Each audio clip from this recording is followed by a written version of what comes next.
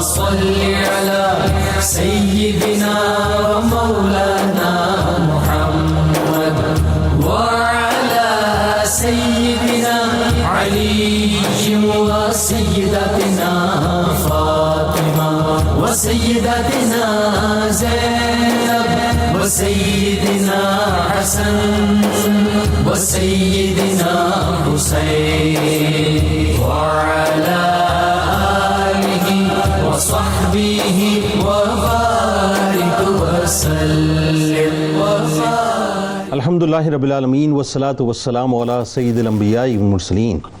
اللہم صلی علی سیدنا و مولانا محمد وعلی آلہ واصحابہ وبارک وسلم وصلی علیہ. دنیا کے تمام دیکھنے والوں، تمام چاہنے والوں، تمام پیار کرنے والوں کو، اور جہاں جہاں تک اس وقت میری آواز کو سنا اور مجھے دیکھا جا رہا ہے، جنید اقبال کی جانب سے انتہائی محبت کے ساتھ السلام علیکم. ایک بار پھر ناظرین، آپ کو پر نور صبح میں صبح نور کے ساتھ میں خوش آمدید کہتا ہوں. اور آئیے بلا توقف چلتے ہیں حضرت ابو انیس محمد برکت علی علیہ رحمہ کی تالیف اسماء النبی الکریم صلی اللہ علیہ وآلہ وسلم سے رسول اللہ صلی اللہ علیہ وآلہ وسلم کا ایک اسم مبارک پڑھنے اور سننے کی سعادت حاصل کرتے ہیں. سیدنا العاقب صلی اللہ علیہ وآلہ وسلم، ہمارے سردار، سب سے آخر میں تشریف لانے والے. درود و سلام بھیجے اللہ آپ صلی اللہ علیہ وآلہ وسلم پر، آپ صلی اللہ علیہ وآلہ وسلم کے آل پاک اور صحابہ کرام رضوان اللہ تعالیٰ علیہم اجمعین پر. حضرت جبیر بن مطعم رضی اللہ تعالیٰ عنہ روایت کرتے ہیں، نبی کریم صلی اللہ علیہ وآلہ وسلم نے فرمایا کہ میرے 5 نام ہیں.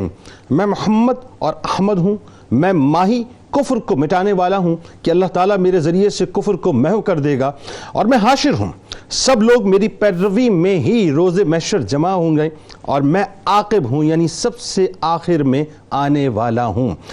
ناظرین کرام، آج جس ہستی پاک کا ہم تذکرہ پاک کرنے جا رہے ہیں، یعنی جن کی بارگاہ میں ہم ہدایت پیش کرنے جا رہے ہیں اور جن کے رجسٹر میں غلاموں کے طور پہ ہم نام رجسٹر کروانے جا رہے ہیں، ناظرین وہ بہت بلند ہستی ہیں. انبیاء کرام کے سلاسل میں آپ کو تعلق ہے. حضرت سیدنا یونس علیہ السلام کا ناظرین آج تذکرہ پاک ہے. ناظرین کرام، جب یونس علیہ السلام کا تصور ذہن میں آتا ہے یا ان کا نام گرامی ذہن میں آتا ہے تو فوراً مچھلی کا تصور ہمارے ذہن میں آ جاتا ہے. لیکن میں اس سے قبل آپ کو آج ایک واقعہ سنا کر جو ہے بات کا آغاز کرنا چاہتا ہوں. ذرا گوگل پر سرچ کیجئے، جب آپ ورلڈ میپ کھولیں گے تو آپ کو ورلڈ میپ پہ جانا پڑے گا عراق میں. عراق میں جب آپ جائیں گے ناظرین تو آپ لکھیں گے موصل. جب آپ موصل لکھیں گے تو موصل کا جو ہے وہ ایک علاقہ ہے نینوا، جو پرانا نام اس کا نینوا تھا. اب اس کی میں آپ کو تھوڑی سی یوں سمجھ لیجئے کہ جغرافیکل جو اس کی ڈائنامکس ہے وہ ذرا سا سمجھاتا ہوں کہ عراق کا جو شمالی علاقہ ہے بیسیکلی یہ نینوا کا علاقہ ہے، اور اس کی جو بارڈر ہے آگے جا کر وہ ٹرکی سے مل جایا کرتی ہے. اور اگر آپ اس کے ویسٹ میں دیکھیں تو آپ کو ویسٹ میں جو ہے وہ اپنا سیریا نظر آئے گا. اچھا ناظرین، بات یہ ہے کہ اپنا یہ میں نے آپ کو تھوڑا سا اس کی جو ہے وہ سمجھ لیجئے کہ ایک جغرافیکل جو اس کی ڈائنامکس ہیں وہ سمجھائی ہیں. یہ وہ علاقہ ہے جہاں پر روایتوں کے مطابق تقریباً نینوا کے علاقے میں 1 لاکھ کے قریب آبادی بستی تھی. حضرت یونس علیہ السلام کو اللہ تبارک و تعالیٰ نے اس آبادی پر تبلیغ دین کی نیت سے جو ہے منتخب کر کے بھیجا، اور اسی مقصد کے لیے، اسی مشن کے لیے بھیجا. جب وہ وہاں پر گئے تو آپ نے دیکھا کہ لوگ بت پرستی کے اندر مبتلا تھے، کفر و شرک میں مبتلا تھے، اور اس بت پرستی کی وجہ سے، کفر و شرک کے وجہ سے جو ہے وہ بے انتہا غرور و تکبر میں بھی مبتلا ہو چکے تھے. یونس علیہ السلام نے اللہ کا پیغام ان کو پہنچایا. جب اللہ کا پیغام ان کو پہنچایا تو روایت کے مطابق ظاہر ناظرین انہوں نے اس پیغام کو جھٹلا دیا اور کہا جی کہ پیغام اپنے پاس رکھے، معاذ اللہ ہم اس پیغام کو نہیں مانتے. یونس علیہ السلام نے بہت تبلیغ کی، بہت سمجھایا، بہت کنونس کیا، اللہ کے پیغام کو پہنچانے کی کوشش کی، لیکن اس کے باوجود بھی وہ قوم کنونس نہ ہوئی. یہاں تک کہ ناظرین اللہ تبارک و تعالیٰ نے عذاب نازل فرمانے کے حوالے سے یونس علیہ السلام پر وحی فرما دی، اور یونس علیہ السلام نے وہ وعید قوم کو دے دی کہ اب اللہ کا عذاب آنا ہی چاہتا ہے. قوم جانتی تھی کہ یونس علیہ السلام جھوٹ نہیں بولتے، معاذ اللہ، تو وہ جانتے تھے کہ اب ایسا ہونے والا ہے. لہٰذا انہوں نے آپس میں مشاورت کی اور طے یہ کیا کہ اگر یونس علیہ السلام رات کو بستی میں رہے تو اس کا مطلب عذاب نہیں آئے گا، اور اگر وہ نکل کر چلے گئے تو اس کا مطلب عذاب آ جائے گا. اور یہی ہوا ناظرین، یونس علیہ السلام رات کی تاریکی میں بستی سے باہر چلے گئے. بستی والے بیٹھے، انہوں نے گفت و شنید کی اور دیکھا کہ یہ معاملہ جو ہے ہاتھوں سے نکل چکا ہے. لہٰذا یونس علیہ السلام کو تلاش کرنے لگے. یونس علیہ السلام نہ ملے. صبح جیسے ہوئی ناظرین تو انہوں نے دیکھا کہ بدلیاں جو ہے عذاب کی بدلیاں وہ آسمانوں پر چھا چکی تھی، یعنی کالی بدلیوں نے آسمان کو مکمل طور پہ گھیرے میں لے لے لیا تھا اور اب عذاب آنا ہی چاہتا تھا، یہاں تک کہ ان کو اس بات کا احساس ہوا کہ ہم غلط کر چکے، کسی طور سے یونس علیہ السلام مل جائیں نہ ملے، وہ اللہ کے حضور سرب سجود ہو گئے، یعنی گڑگڑانے لگے، رونے لگے، آہ و بکا کرنے لگے، آنسوؤں کو بہانے لگے، توبہ کرنے لگے کہ کسی طرح سے رب راضی ہو جائے۔ روایتیں بتاتی ہیں ناظرین کہ ان کی گڑگڑانے کا عالم یہ تھا کہ 40 دن تک، یعنی وہ جنگلوں میں چلے گئے تھے، پرانے کپڑے پہن لیے تھے، موٹے کپڑے پہن لیے تھے، اپنے بچوں کو، اپنی بیویوں کو، اپنے بوڑھوں کو، اپنے جوانوں کو، سب کو لے کر چلے گئے تھے، اللہ کے حضور گڑگڑاتے رہے۔ یہاں تک عالم تھا کہ بیویوں نے اپنے شوہروں کو، شوہروں نے اپنی بیویوں کو الگ کر دیا تھا، بچوں نے اپنے والدین کو الگ کر دیا تھا، والدین نے اپنے بچوں کو الگ کر دیا تھا، بڑوں نے چھوٹوں کو الگ کر دیا تھا، چھوٹوں نے بڑوں کو الگ کر دیا تھا، اور عالم یہ تھا کہ جانوروں سے ان کے بچوں کو الگ کر دیا گیا تھا، اور سب اللہ کے حضور گڑگڑاتے رہے کہ کسی طرح سے اللہ تعالی ہمیں معاف کر دے۔ یہ تو تھا حقوق اللہ کا معاملہ۔ اللهم صل على سيدنا ومولانا محمد وعلى سيدنا علي وسيدتنا فاطمة وسيدتنا زينب وسيدنا حسن وسيدنا حسين وعلى آله وصحبه وبارك وسلم اللهم صل على سيدنا ومولانا محمد وعلى سيدنا علي وسيدتنا فاطمة وسيدتنا زينب وسيدنا حسن وسيدنا حسين وعلى آله وصحبه وبارك وسلم۔ آج تو میرا خیال ہے کہ جو ٹیلی ویژن اسکرین کے اس طرف لوگ موجود ہیں ان کو رک کے سننا بھی چاہیے اور سوچنا بھی چاہیے کہ عذاب کے فیصلے ہو جاتے ہیں، وہی بات ہے، لیکن ٹل بھی جاتے ہیں، کیوں ٹلتے ہیں اس پہ بات کریں گے، لیکن پہلے حضرت یونس علیہ السلام کا تعارف اور خاندانی عظمت۔ بسم اللہ الرحمن الرحیم، هو القادر هو الحق هو المعین۔ بہت شکریہ۔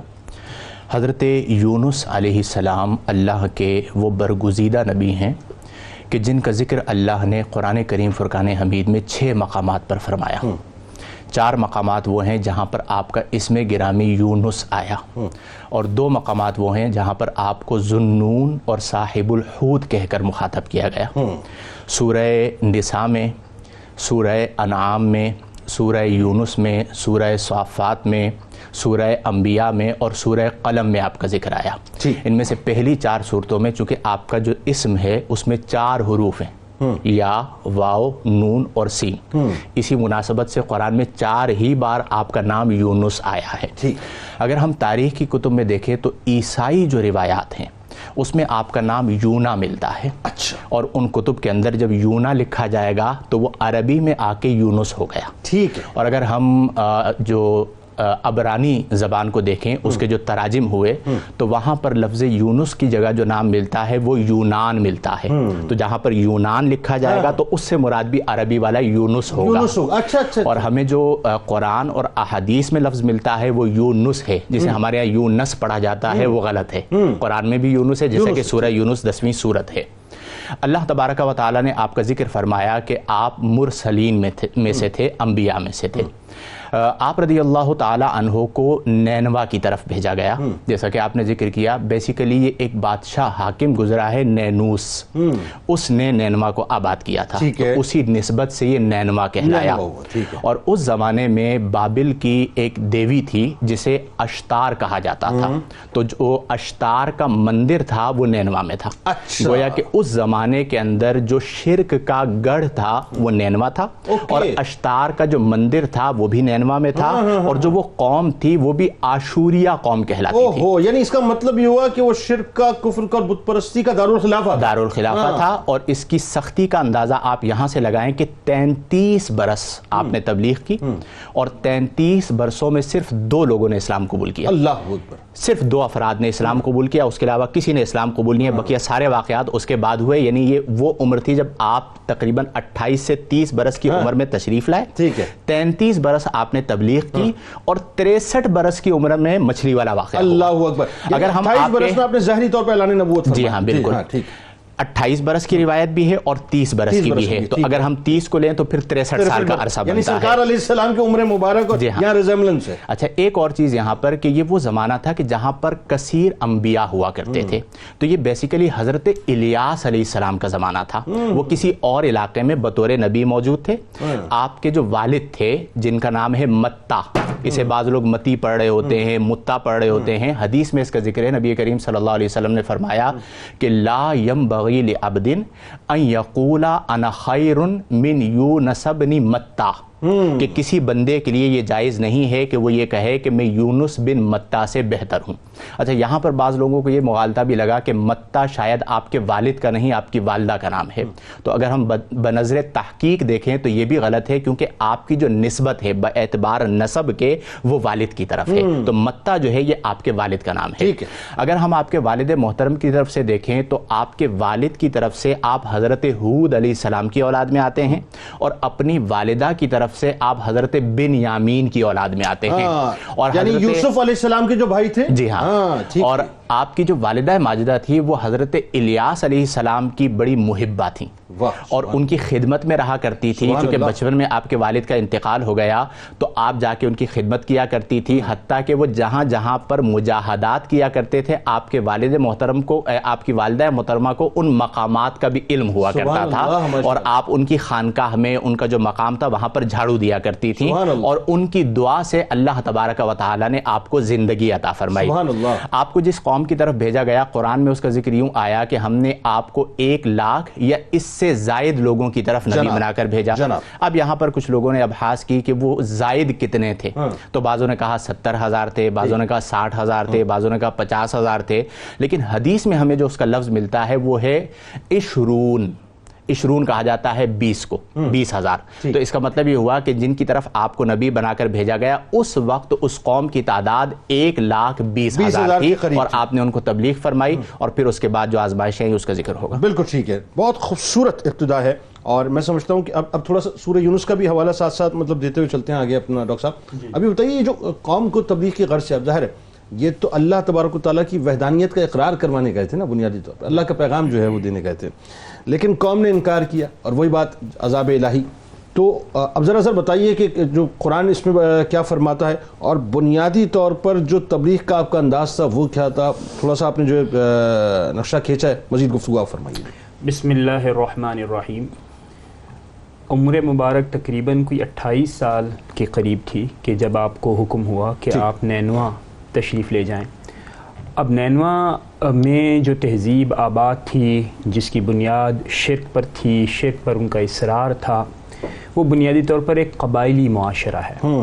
اب قبائلی معاشرے میں انداز تبلیغ مختلف ہے، اور اس کی بہترین اگزامپل ہمارے نبی اکرم صلی اللہ تعالیٰ علیہ وسلم کی ہے، جہاں آپ نے مکہ سے تبلیغ کا آغاز فرمایا اور دعوت دی. تو اس سے ملتا جلتا ماحول یعنی وہاں نینوا اور موصل میں موجود ہے. یعنی قوم کا معاملہ بھی ملتا جلتا، عمر مبارک کا معاملہ بھی ملتا جلتا. ہاں، کافی سملیرٹیز انبیاء کے اندر آپ کو نظر آتی. سبحان اللہ سبحان. اس کے بعد جب یہاں پر جو پریشانی ہوئی، اور وہ سب سے پہلے یہی تھی کہ دعوت خیر کی دی جائے، اور اگر اس کا جواب مثبت نہ آئے تو ایک فطری بات یہ ہے کہ آپ کی حوصلہ شکنی ہوتی ہے. اور بالخصوص جب آپ اس حقیقت سے آگاہ ہوں کہ یہ حق نہیں ہے، آپ کے سامنے باطل پر عمل کیا جا رہا ہے، لوگ اس پر اصرار کر رہے ہیں، اور وہ تعلقات اور وہ معاملات جو اللہ رب العزت کی طرف ڈیو ہیں اور اسی طرح عوام الناس اور لوگوں کے درمیان ڈیو ہیں، جب آپ نہیں کرتے، جب عدل و انصاف نہیں ہوتا، تو پھر لازماً اور ہمیں ضرور نظر آئے گا کہ معاشرہ ابتری کا شکار ہوتا ہے. ایسا ہی ہے.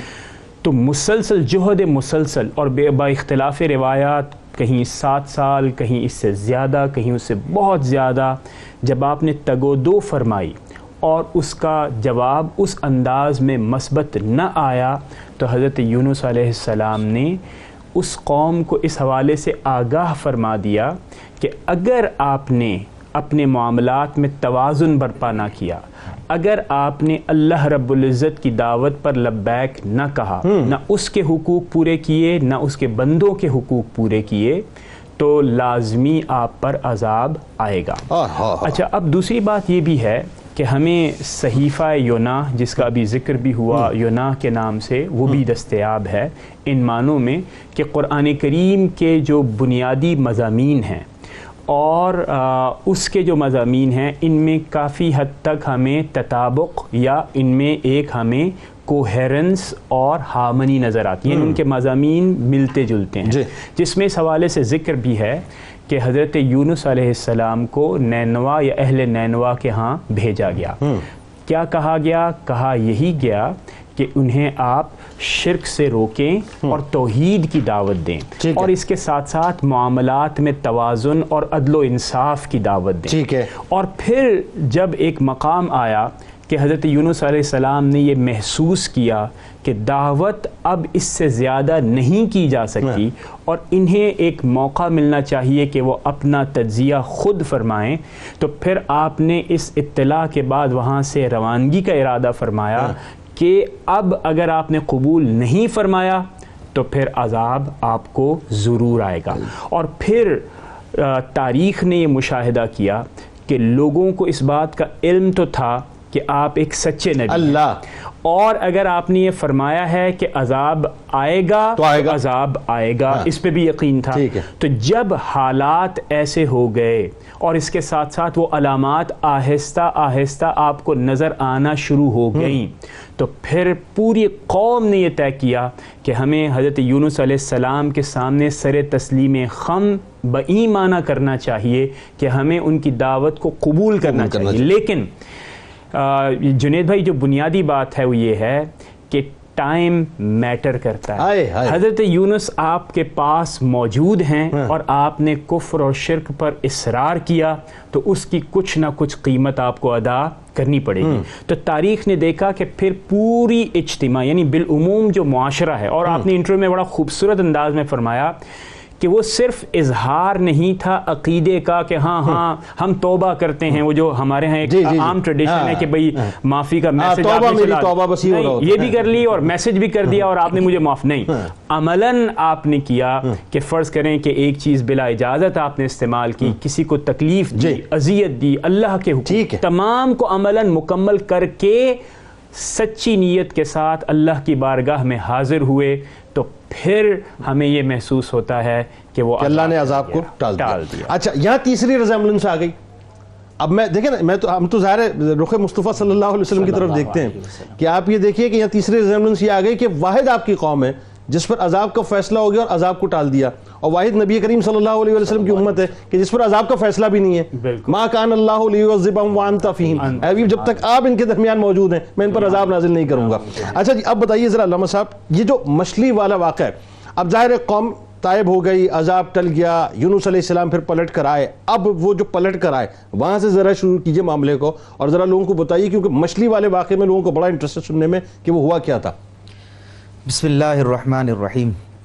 اگر اجازت دیں تو ایک چھوٹی سی بات کہہ کے سر اجازت بسم اللہ، کہ بات یہ ہے کہ یونس علیہ السلام اور نبی علیہ السلام کی جو آپ نے مشابہت کا ذکر کیا ہے ان کی قوموں کے حوالے سے، تو حضرت یونس علیہ السلام کی قوم کے حوالے سے دیکھیں کہ عذاب آیا کیوں۔ فیصلے کی بات ہو رہی ہے کہ وحی کی گئی، اگر وحی ہوتی تو پھر یہ سارے کے سارے مسائل اور معاملات نہ ہوتے، کہ طے تو تھا لیکن ابھی اس کے اعلان کا حکم نہیں تھا۔ تو آیا اس لیے تھا چونکہ پیارے نے اپنی زبان سے کہہ دیا تھا، اس لیے اللہ تعالیٰ نے اپنے پیارے محبوب کی بات کو پورا کرنے کے لیے عذاب کی نشانیاں لے آئے۔ اللہ لیکن ابھی چونکہ اس کا حتمی فیصلے کا اعلان نہیں ہوا تھا، اس لیے اللہ تعالیٰ نے وہ اسباب جو ظاہر ہوئے توبہ کے جس کا ذکر کیا جا رہا ہے، تو اس کی وجہ سے وہ عذاب کو اٹھا لیا گیا۔ اللہ۔ اور دوسری جانب نبی کریم صلی اللہ تعالیٰ علیہ وسلم ہیں کہ جو محبوبوں کی بھی محبوب ہیں، تو ان کی برکت سے اللہ تبارک و تعالیٰ نے یہ دائمی وعدہ فرما لیا کہ محبوب اب تیری امت کو اجتماعی عذاب دوں گا۔ اللہ اللہ، یہ دونوں مناسبت۔ اللہ۔ حضرت یونس علیہ السلام کا جو مچھلی کا واقعہ ہے وہ ظاہری بات ہے ایک بہت بڑا معجزہ ہے، بلکہ معجزات در معجزات ہیں، ایک معجزہ تو نہیں ہے۔ تو وہ یہ ہے کہ جب وہ تبلیغ سے سارے کے سارے معاملات ہو گئے اور آپ نے اپنے طور پر یہ سمجھ لیا کہ اب اس کے بعد کوئی آپشن باقی نہیں ہے اور اب عذاب نہیں آنا ہے، تو آپ ایک اقدام فرمایا اور آپ نے اپنے اجتہاد کے ذریعے اس قوم سے جو ہے وہ برات فرماتے ہوئے اور وہاں سے باہر کی طرف تشریف لے گئے۔ اب چونکہ ہوتا یہ ہے کہ جو جس لیول کا اور جس کیلیبر کی شخصیت ہوتی ہے ان کی آزمائش، ابتلا اور ان کے معاملات بھی ان کے لیول کے ہوتے ہیں، حسنات الابرار سیئات المقربین۔ تو اب یہ ہے کہ یونس علیہ السلام جب نکلے تو اب اللہ تعالیٰ کے چونکہ حکم سے نہیں تھے، آپ کو ابھی اجازت نہیں تھی کہ اس قوم کو چھوڑا جائے، کیونکہ پیغمبر آخری وقت تک اپنی قوم کے لیے کھڑا رہتا ہے، اور پھر اس کے بعد جب ہوتا ہے تو پھر وہ ڈیمانڈ کرتا ہے، جیسا کہ حضرت نوح علیہ السلام نے کی تھی اپنے قوم کے لیے۔ لیکن بہرحال حضرت یونس علیہ السلام جو ہے وہ ایک معاملے کے تحت وہاں سے جب نکلے ہیں تو اب ان پر کئی آزمائشیں، یہ مچھلی کا واقعہ تو بہت بعد کا، اس سے پہلے ہی آزمائشیں شروع ہو گئیں۔ یعنی جب کشتی میں روایات اسرائیلی روایات کے اندر آتا ہے کہ جب کشتی میں سوار ہونے لگے تو آپ کی بیوی سب سے پہلے پانی کے اندر گر گئی، اس کے فوراً بعد آپ کا بیٹا بھی جو ہے ایک وہاں پر گر گیا۔ اسی عالم میں تھے، اسی پریشانی میں تھے، اسی تگ و دو میں تھے کہ آپ کے دوسرے بیٹے کو کوئی جانور کو بھیڑیا اٹھا کر وہ چلتا بنا۔ تو یعنی کہ یہ ابتدا، یہ آزمائشوں کی ابتدا بہت اسٹارٹ سے ہی ہو چکی۔ پھر اس کے بعد یہ ہوا کہ اب جب وہ کشتی کے اندر سوار ہوئے ہیں اور وہ سارا ہوا کہ جی یہاں پر جو بھاگا ہوا غلام ہوتا ہے، یہ آپ نے اپنے آپ کو خود کہا تھا اللہ رب العالمین کی طرف نسبت کرتے ہوئے، لیکن وہاں سوچ بھی اس قوم میں یہ تھی نا کہ جو بھاگا ہوا غلام اگر وہ کشتی میں بیٹھ جائے تو کشتی جو ہے، لیکن آپ تو اس کو حقیقی معنی پر اپنے طور پر فرما رہے تھے کہ میں اپنے رب سے بھاگا ہوا ہوں، یہ آپ کے تواضع اور عاجزی کا معاملہ تھا۔ پھر جب وہ مچھلی کے اس کے اندر جو ہے وہ واقعہ شروع ہوا کہ انہوں نے اٹھا کر ان کو پھینک دیا، تو اللہ رب العالمین کی طرف سے وہاں پر وہ مچھلی جو ہے وہ پہلے سے موجود تھی، جس کو اللہ رب العالمین کا یہ حکم اور اجازت تھی کہ ان کی ہڈی کو نہ توڑنا، ان کو خراش نہ آئے اور ان کو بڑے اطمینان کے ساتھ اپنے بدن کے اندر سمیٹ لینا۔ تو مچھلی نے ان کو لے لیا۔ اب کتنے دن رہے یہ سارا پروسیجر ہے، مختلف روایات ہیں، 40 دن کا بھی ہے، امام جعفر صادق علیہ السلام سے 7 دن کا قول بھی ملتا ہے، اور باقی محدثین سے یہ ملتا ہے کہ صبح کے وقت میں ہوا اور شام کو مچھلی نے اللہ۔ اچھا، یہ بالکل اس طرح کی بات ہے، قطع کلام کی معذرت، کہ یہاں دیکھیں ایک بڑی کمال بات ذہن میں آئی کہ اب انسان جب سمندر میں گرتا ہے تو میرے خیال ہے سیکنڈز کی بات ہوتی ہے، سانسیں اکھڑ جاتی ہیں، آدمی ختم ہو جاتا ہے، یعنی فرکشن آف سیکنڈز میں وہ جو ویل ہے وہ کہا جاتا ہے، روایتوں میں آتا ہے کہ بہت دور سے جو ہے وہ تیزی سے آئی اللہ کے حکم کے مطابق اور اس نے آ کے نگل لیا۔ جبرائیل علیہ السلام، یوسف علیہ السلام کنویں میں موجود ہیں، آپ دیکھیں کہ وہ بھی فرکشن آف سیکنڈز کی بات تھی نا کہ سدرۃ المنتہا سے پہنچے تھے اپنے نبی کو بچانے کے لیے۔ جی دیکھیے ریزیمبلنس تو بہت ساری ماشاءاللہ یہ نسبتیں ہیں، اور انبیاء چونکہ نبوت کے اندر بھائی ہوتے ہیں، اللہ رب العالمین نے ان کے اندر ایک تعلق رکھا ہوا ہے۔ تو بہرحال حضرت یونس علیہ السلام کو وہی بات ہے کہ جب پانی کے اندر پھینکا گیا تو پانی کے اندر کچھ وقت بھی انسان گزرتا ہے تو پانی پھیپھڑوں کی طرف جاتا ہے، یہ ساری چیزیں، سانس کے انقطاع کا معاملہ ہوتا ہے، لیکن یہ بھی ایک معجزہ ہے۔ اس کے بعد مچھلی کا نگلنا یہ معجزہ ہے۔ اچھا، ایک روایت میں یہاں تک آتا ہے کہ مچھلی جو تھی اس کو اس سے بڑی مچھلی نے نگل لیا، یہاں تک بھی ملتا ہے کہ ایک مچھلی نہیں، اس مچھلی کو اس سے بڑی مچھلی نے نگلا، جس کو قرآن پاک نے ظلمات ثلاثہ کا ذکر فرمایا ہے۔ تو یعنی تہ در تہ آپ ظلمات کے اندر تشریف لے گئے۔ اب وہاں بڑی خوبصورت بات یہ ہے جو سمجھنے والی ہے کہ وہاں جب آپ ظلمات کے اندر چلے گئے اور آپ کو ابھی اپنے معاملے کا تمام احساس ہو گیا، ادراک ہو گیا، پہلے تو آپ یہ سمجھ رہے تھے کہ وصال ہو گیا ہے، لیکن جب جسم مبارک کو اندر حرکت دی تو وہ حرکت کر رہا تھا۔ اسی اسنا میں آپ نے وہاں پر آوازیں سنی، تسبیحات کی۔ اللہ، اب خدا جانے یہ وہ مچھلی جو ہے وہ کون سے خطے کے اندر کون سی تہ میں موجود تھی، وہ آواز جب آپ نے سنی ہے تو پتہ چلا کہ وہ مخلوقات خداوندی سمندر کے اندر اللہ کی حمد و ثنا کر رہی ہیں۔ اللہ اکبر۔ وہ ایک کلک کیا آپ کو، اور آپ نے پھر وہاں پر وہ مشہور لا الہ الا انت سبحانک انی کنت من الظالمین سے اپنے رب العالمین کی بارگاہ میں جو ہے وہ استغاثہ پیش کیا اور عرض پیش کی ہے۔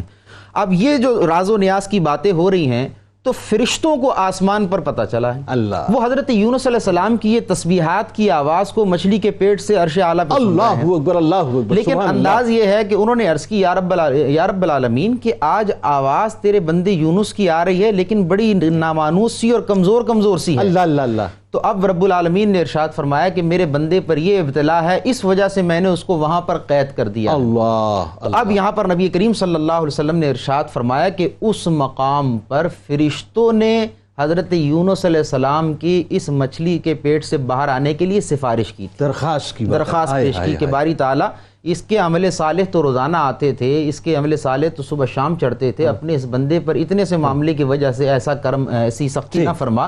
تو اس کے بعد پھر اللہ رب العالمین نے جو ہے وہ آپ کو اس مچھلی کے پیٹ سے باہر لانے کا حکم ارشاد فرمایا۔ پھر آپ جب باہر آتے ہیں، یہ تو معجزات اندر رہنے کے ہیں، باہر آنا بھی معجزہ ہے، کیونکہ مچھلی جو ہے وہ باہر کی طرف آتی ہے اور آپ کو وہ اگل دیتی. اللهم صل على سيدنا ومولانا محمد وعلى سيدنا علي وسيدتنا فاطمة وسيدتنا زينب وسيدنا حسن وسيدنا حسين وعلى آله وصحبه وبارك وسلم.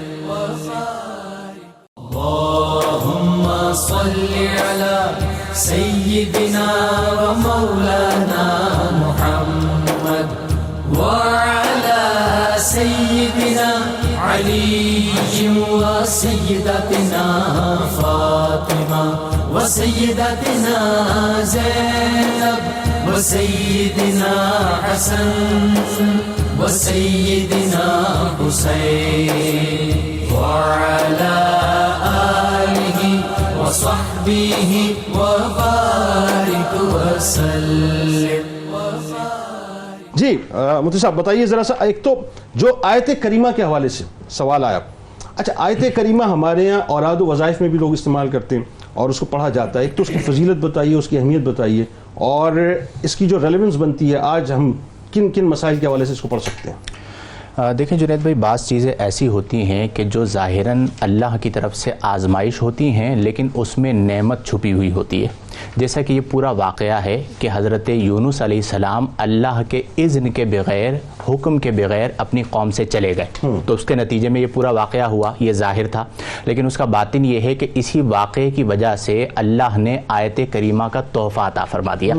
اگر ہم غور کریں تو ویسے تو ہر آیت کریمہ ہے، اور یہ جو حصہ ہے نا لا الہ الا انت سبحانک انی کنت من الظالمین، یہ پوری آیت بھی نہیں ہے، یہ آیت کا ایک جز ہے. لیکن حضرت یونس علیہ السلام کی نسبت کی وجہ سے اور اس کی اہمیت کی وجہ سے اسے الگ سے آیت کریمہ کہہ دیا جاتا ہے، اور اس کو صوفیہ کی اصطلاح میں ذکر یونسی بھی کہا جاتا ہے. اور اس کی فضیلت و اہمیت اتنی ہے کہ نبی کریم علیہ افضل الصلاۃ والتسلیم نے فرمایا کہ جو مسلمان دعا کرے اس دعا کے ساتھ جو حضرت یونس علیہ السلام نے کی تھی تو اللہ تعالیٰ اس کی دعا کو ضرور قبول فرماتا ہے.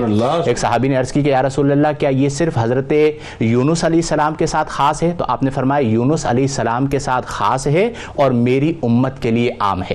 اور پھر آیہ مبارکہ پڑھی کہ کیا تم نے قرآن میں یہ نہیں سنا کہ وَنَجَّيْنَاهُ مِنَ الْغَمِّ، اور ہم نے نجات دی اسے اندھیروں سے، وَكَذَلِكَ نُنْجِي الْمُؤْمِنِينَ، اور اسی طرح ہم نجات عطا فرماتے ہیں ایمان والوں کو. اس لیے اگر ہم اپنے اسلاف کی زندگیوں میں دیکھیں تو آیت کریمہ بطور وظیفہ مختلف اعتبارات سے ملتی ہے. میں دو چیزیں ذکر کرتا ہوں. پہلی چیز میرا اپنا مجرب ہے کہ جب زندگی میں کوئی ایسی مشکل آ جائے کہ جب بندہ بالکل ڈیڈ لاک میں آ جاتا ہے، تو ہمارے اسلاف بیان فرماتے ہیں کہ اسے چاہیے کہ وہ سجدے میں جائے اور آنکھیں بند کر کے 40 مرتبہ آیت کریمہ پڑھے. ٹھیک ہے، سجدے میں لا الہ الا انت سبحانک انی کنت من الظالمین 40 بار پڑھے، اور پھر سجدے سے سر اٹھائے اور آنکھیں بند کیے ہوئے تصور کرے کہ میں مچھلی کے پیٹ میں ہوں، اور 41ویں مرتبہ پھر آیت کریمہ پڑھے لا الہ الا انت سبحانک انی کنت من الظالمین، اور اس کے بعد اپنی مشکل سے نجات کی دعا مانگے. اللہ تعالیٰ اسے مشکل سے نجات عطا فرما دے گا. ایک جملے میں اور وضاحت فرما دیجیے تاکہ آگے بڑھتے ہیں کہ ہمارے یہاں نارملی ہوتا یہ کہ جب کوئی بہت بڑی پریشانی ہو جائے تو یہ عموماً جو بڑوں کا طریقہ رہا ہے اور آج بھی یہ لوگ اپناتے ہیں کہ 1.25 لاکھ مرتبہ جو ہے آیت کریمہ کا ختم کروا دیں. تو اس کی کوئی دلیل ہے یا بغیر اجازت پڑھ لینا چاہیے؟ دیکھیں، آیت کریمہ اس کی فضیلت و اہمیت تو قرآن و حدیث میں آ گئی، عدد قرآن و حدیث میں نہیں آیا. وہ ہمارے بزرگوں نے اپنے تجربات سے متعین کیا، اور وہ عدد فرض یا واجب نہیں ہوتا. دو چیزیں ہیں. پہلی چیز، عوام میں سمجھا جاتا ہے کہ یہ بہت گرم وظیفہ ہے، یہ اگلا سوال اس کا شرعی اعتبار سے کوئی تصور نہیں ہے. یہ ایک وظیفہ ہے، مشکل سے نجات کا، پڑھا جا سکتا ہے. جہاں تک 1.25 لاکھ کی بات ہے، یہ بھی ہمارے اسلاف کا ایک بڑا خوبصورت طریقہ کار تھا کہ وہ 7 افراد کو یا 11 افراد کو یا 21 افراد کو جمع کرتے, اور کوئی بڑی مصیبت آئی ہوتی تو انہیں 2 رکعت پہلے غسل کرواتے جس طرح جمعہ کا غسل ہوتا ہے, اس کے بعد 2 رکعت نماز صلاۃ التوبہ پڑھواتے, اور وہ سارے لوگ مل کر 1.25 لاکھ مرتبہ آیت کریمہ پڑھتے, اور پھر اس کے بعد اللہ کے حضور دعا کیا کرتے تھے, اللہ نجات دے دیا کرتا تھا. اسی طرح ایک مختصر سا طریقہ, اور صاحب نظر تھے نا, بات یہ ہے جی ہاں, ان کی طرف سے نقل در نقل چلا آ رہا ہے. اگر آج بھی ان کی عطا ہمارے پاس آج بھی موجود ہے, اگر ہم اس نسبت سے پڑھتے ہیں تو شرعی طور پر اس میں کوئی مذائقہ نہیں ہے.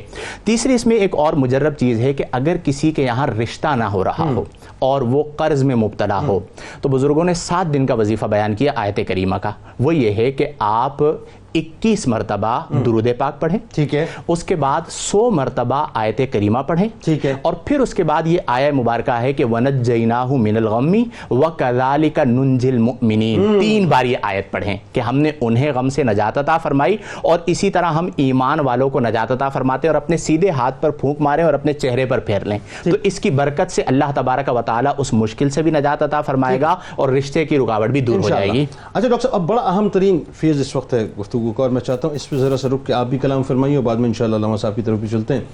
کہ ایک اہم ترین بات یہ ہے کہ صرف اللہ سے معافی نہیں مانگی, بلکہ پریکٹیکلی اس واقعے میں نظر آتا ہے کہ حقوق العباد کے معاملے میں جو ظالم تھے مظلوموں کے پاس گئے, جن کا مال غصب کر لیا تھا ان کا مال لوٹایا, یہاں تک کہ جیسے کہ میں نے ابتدا میں بات کی کہ اگر اپنے مکان میں یا اپنے گھر میں جو ہے کسی کی اینٹ یا پتھر استعمال کر لیا تو وہ بھی نکال کے لوٹا کے آئے. ہمارے یہاں آج مطلب من حیث المجموعی حقوق اللہ تو چھوڑ دیجئے صاحب, اب تو ہم بہت آگے نکل گئے, حقوق العباد کے معاملے میں بھی ہمیں فکر نہیں ہے کہ ہم تو سب کے حقوق غصب کر لیں اور ڈکار بھی نہیں لیتے. بتائیے ذرا. بسم اللہ الرحمن الرحیم. جنید بھائی, قبل اس کے کہ اس حوالے سے میں گفتگو کروں اور اس کی اہمیت سے انکار نہیں ہے, ایک چیز جو کہ بڑی انسپائرنگ رہی میرے لیے اور میں ضرور اس کا ذکر یہاں پہ کروں گا, کہ جیسے آیت کریمہ میں یہ ذکر ہوا کہ لا الہ الا انت. صوفیاء نے حضرت یونس علیہ السلام کے اس دعا پر بہت خوبصورت انداز میں گفتگو کی ہے, اور وہ ہمارے ناظرین کے لیے بہت دلچسپی کا باعث ہوگا, اور وہ یہ ہے کہ حضوری ہونا, یعنی اللہ رب العزت کے سامنے جب آپ دعا کرتے ہیں, جب آپ اس کے سامنے سر تسلیم خم کرتے ہیں تو کیفیت حضوری کی ہونی چاہیے. اللہ رب, اور اسی کے مفہوم کو احسان کے مفہوم میں بھی ہم اللہ اکبر. تو اگر گناہوں سے مغفرت حقیقتاً چاہتے ہیں, دل میں ندامت حقیقتاً ہے, اس کیفیت میں ڈوب کر آپ کو دعا مانگنی. اللہ اکبر. اچھا, اب جو دوسری بات ہے, اور اس کو اب آپ دیکھیے کیسے, اس کا جو دوسرا بڑا خوبصورت پہلو ہے وہ یہ ہے کہ جب آپ مچھلی میں تشریف لائے تو روایات میں آتا ہے کہ آپ نے ایک احساس کو بیان کیا. وہ احساس کیا تھا؟ وہ احساس یہ تھا کہ جب آپ محفوظ ہو گئے مچھلی کے اندر اور آپ نے دیکھا کہ میں اس وقت محفوظ ہوں, تو اس وقت اللہ رب العزت کے لیے ایک شکر, اور اس سے پہلے والی کیفیت جب آپ نینوا چھوڑ کر آئے, اس ملی جلی کیفیت کے اندر جو آپ نے دعا مانگی, اس دعا کو اللہ رب العزت نے شرف قبولیت. اللہ. اس کا مطلب یہ بھی ہوا کہ اگر مزاج کے اندر انکساری ہے اور آپ کی طبیعت اور مزاج میں شکر ہے, تو اللہ رب العزت آپ کی دعا کو بھی قبول فرماتا ہے اور آپ کے درجات میں بھی بلندی عطا فرماتا ہے. اب ہم آ جاتے ہیں اس معاملے پر, حقوق العباد. دیکھیے, ہمارے ہاں عام طور سے دستور یہ ہے, یعنی جو لرننگ ہے اس پورے واقعے سے وہ کیا ہے؟ لرننگ یہ ہے کہ ہم کانسٹنٹلی ہر چیز کو اگنور کرتے ہیں. مثال کے طور پر ہم کسی کا حق تلف کرتے تو ہم نے کہتے ہیں بھائی یہ تو نارمل ہے. اچھا, جب معافی کا معاملہ آتا ہے تو ہم میلوں دور ایک چھوٹا سا ٹیکسٹ میسج کرتے ہیں کہ ہمیں معاف کر دیجیے گا. حالانکہ اسلام میں بھی, اور اس کے ساتھ ساتھ آپ حضرت یونس علیہ السلام کی اگزامپل میں بھی, اس کی قوم کی اگزامپل میں بھی ہم دیکھ رہے ہیں, وہ کیا ہے؟ وہ ہے سملیرٹیز. یہی کہ اسلام میں بھی یہی ہے کہ اگر آپ نے کوئی ایسا حق تلف کیا ہے جس کی کمپنسیشن ممکن ہے, تو سب سے پہلے آپ کو اس کو کمپنسیٹ کرنا اللہ, پھر آپ اس کی دعا مانگ سکتے ہیں کہ اللہ رب العزت معاف کرے. اگر آپ نے کسی کی دل آزاری کی ہے تو آپ کو براہ راست اس شخص کے پاس جا کر سچے دل سے, یہ نہیں کہ ایک فارملی جی مجھے معاف کر دیں, یہ نہیں, سچے دل سے آپ کو اس سے معافی طلب کرنی چاہیے، اور اگر اس نے معاف کر دیا تو معافی کا معاملہ ہوگا۔ اللہم صلی علی سیدنا و مولانا محمد وعلی سیدنا علی و سیدتنا فاطمہ و سیدتنا زینب و سیدنا حسن و سیدنا حسین وعلى آله وصحبه وبارك وسلم اللهم صل على سيدنا ومولانا محمد وعلى سيدنا علي وسيدتنا فاطمة وسيدتنا زينب وسيدنا حسن وسيدنا حسين وعلى آله وصحبه وبارك وسلم۔ آج ہم کرونا ورلڈ میں جی رہے ہیں علامہ صاحب، میں تھوڑا سا چاہتا ہوں اس حوالے سے اس کی ریلیونس بننی چاہیے۔ یہ ایک الگ بات ہے کہ وہی بات ہے کہ ہم فرم بلیور ہیں کہ اللہ تعالیٰ عذاب نازل نہیں کرے گا، لیکن یہ تو ایک بات ہے نا کہ آزمائش بھی تو ہو سکتی ہے، یہ ٹیسٹنگ پیریڈ بھی تو ہو سکتا ہے، یہ ایک الارمنگ سچویشن بھی تو ہو سکتی ہے، یہ نوک بھی تو کیا جا سکتا ہے مطلب قدرت کی طرف سے کہ اب بھی سنبھل جاؤ، اب بھی سنبھل جاؤ، اب بھی سنبھل جاؤ۔ ذرا اس بارے میں بتائیے کہ جس طرح سے یونس علیہ السلام کی قوم نے اجتماعی توبہ کی تھی، ہمیں کس انداز سے اللہ کو راضی کرنا چاہیے؟ کیونکہ مجھے ایسا لگتا ہے کہ ہم اس کو اب ناراض کرتے چلے جا رہے ہیں۔ بہت اہم بات ہے اور بڑا ضروری نقطہ ہے اس حوالے سے۔ ڈاکٹر صاحب نے ایک بات ذکر کی حضرت یونس علیہ السلام کے حوالے سے کہ جس چیز کی تلافی ممکن تھی اس قوم نے ان کی تلافی کی۔ ان کے اجتماعی توبہ کی آپ بات کر رہے ہیں تو اس میں ایک نقطہ اسی تلافی کے حوالے سے دیکھیں کہ انہوں نے سب سے بنیادی طور پر حضرت یونس علیہ السلام کو جھٹلایا تھا۔ تو توبہ کے اندر بھی آپ دیکھیں گے جب عذاب کی نشانیاں دیکھیں تو وہ سب سے پہلے یونس علیہ السلام کے لیے نکلے ہیں۔ تو جب یونس علیہ السلام کے لیے نکلے وہ نہیں ملے، پھر آ کر یہ اجتماعی توبہ کا ماحول ہوا ہے۔ تو قوموں کی یہ ایک تھرو پراپر چینل جس کو ہم کہہ لیں، یہی طریقہ کار ہوتا ہے کہ رسول کے ذریعے سے خدا سے جڑا جاتا ہے۔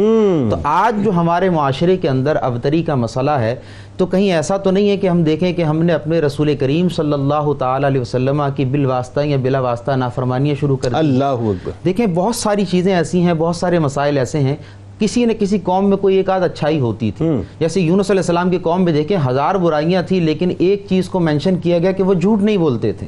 اور آج دیکھیں کہ یہ ایک ایسی چیز ہے، ایک خوبی ایسی ہے جس کی وجہ سے بتایا گیا کہ عذاب کو اٹھا لیا گیا۔ ہمارے آج کے معاشرے میں دیکھیں تو ہر دوسرا فرد جھوٹ بولتا ہوا نظر آتا ہے، بڑی وسعت کے ساتھ، بڑے دھڑلے کے ساتھ، بڑے اطمینان کے ساتھ اور بڑے فخر کے ساتھ بولتا ہے۔ اللہ اکبر۔ تو جب ہم دیکھتے ہیں کہ نبی علیہ السلام کی ایک بات نہیں ہزاروں باتوں کی ہم نافرمانی کر رہے ہیں اور اس کے بعد صرف اس ایک بات پر تکیہ کر کے بیٹھے ہیں کہ اللہ تبارک و تعالیٰ تم پر جب تک یہ رسول موجود ہیں کوئی عذاب نہیں کرے، تو عذاب اجتماعی کو ٹال دیا گیا ہے، ابتلا کو، آزمائش کو اور آپ کی انڈیویجول چیزوں کو نہیں ٹالا گیا، وہ ساری ہیں۔ تو یہ کرونا جیسے جھٹکے اور بیچ میں زلزلہ ہمارے پاس جو ارتھکویک آیا تھا، اس طرح کی بہت ساری چیزیں، سونامی کبھی آ جاتا ہے، تو یہ جھنجھوڑنے کے لیے ہوتا ہے کہ اب بھی وما لنا الا الیک فرارنا واینا فرار الناس الا الی الرسل، کہ رسول کے دروازے کے بغیر انسانیت کو چارہ نہیں ہے، قوموں کو اپنے رسول کی طرف رجوع کرنا۔ اللہ اکبر۔ تو یہ کرونا کا جو ماحول ہے اس میں ہمیں اپنے رسول کی طرف ہی رجوع کرنا ہے، ان کی بارگاہ سے جڑنا ہے اور ان کی تعلیمات کو اپنانا ہے۔ اچھا ایک بات دیکھیے، جب اللہ تعالیٰ اس بات کا دعویٰ فرماتا ہے کہ میری رحمت میرے غضب پر غالب ہے، اس کے باوجود بھی ہم سنبھلنے کو تیار نہیں ہیں، اس کی بارگاہ میں جانے کو تیار نہیں ہیں، اور ہمیں یہ پتہ ہے کہ مجرم ہیں، یہ بھی ہم سمجھتے ہیں کہ مجرم ہیں لیکن جانے کو تیار نہیں ہیں۔ بس یہی وہ چیز ہے کہ شیطان اپنا وار کر رہا ہے، امت اپنے کام کر رہی ہے اور جو اصل پیغام ہے وہ بیچ میں کھوتا چلا جا رہا ہے، اس کے اندر ایک گیپ آتا جا رہا ہے۔ اللہ رب العالمین، تو ڈاکٹر صاحب نے اشارہ فرمایا نا کہ وہ ایک موقع دیتا ہے، ہر آپ کو مواقع دیے گئے، عذاب کے ذریعے قوم یونس پر آیا تو ایک موقع فراہم کر دیا گیا ان کو، تو امت محمدیہ کو تو ہزاروں لاکھوں کروڑوں مواقع فراہم کیے جا رہے ہیں، کئی بہانے دیے جا رہے ہیں، رحمت حق بہا نمی جویت، رحمت حق بہانہ می جویت، کہ وہ ایک بہانے کی تلاش کے اندر امت اپنے بندوں کے لیے ہوتی ہے کہ وہ کس طرح اس کی طرف رجوع کرتے ہیں۔ تو ہمیں اس ماحول کے اندر کرونا میں خاص طور پر ابھی چاہیے ہمیں کہ اپنے آپ کو بدلنے کی کوشش کریں، ہم پوری امت کو بدلنے کے لیے تو بات کے اندر اقدام کریں، پہلے ہر انسان کو خود سے ابتدا کرنی چاہیے. جو میجر چیز حضرت یونس علیہ السلام کے واقعے سے ہم لے رہے ہیں ان کی قوم کے حوالے سے جھوٹ ہے. یہ کامن ایشو ہے ہمارے قوم کا. تاجر بھی جھوٹ بولتا ہے تو ایک عام آدمی بھی بولتا ہے, گھر کی خواتین بھی بولتی ہیں. تو آج کے اگر اس سے میرا خیال میں یہ میرا ایک میسیج اور پیغام یہ ہے کہ ہم اگر اس بات پر کم سے کم اپنے آپ کو تیار کر لیں کہ آج کے بعد ہم جھوٹ نہیں بولیں گے. نبی کریم علیہ السلام کی حدیث صرف سنا دیتا ہوں. نبی علیہ السلام نے ارشاد فرمایا کہ سچ بھلائی کی طرف لے جاتا ہے اور بھلائی جنت کی طرف. اللہ اکبر.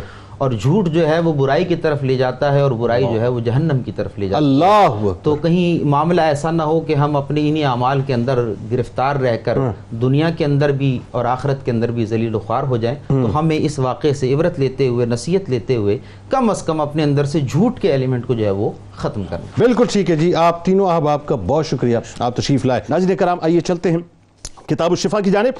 مشکلات سے نجات کا وظیفہ, سورہ انبیاء کی آیت نمبر 87, لا الہ الا انت سبحانک انی کنت من الظالمین کا کثرت کے ساتھ ورد کرنے سے بڑی سے بڑی مشکل سے نجات مل جاتی ہے.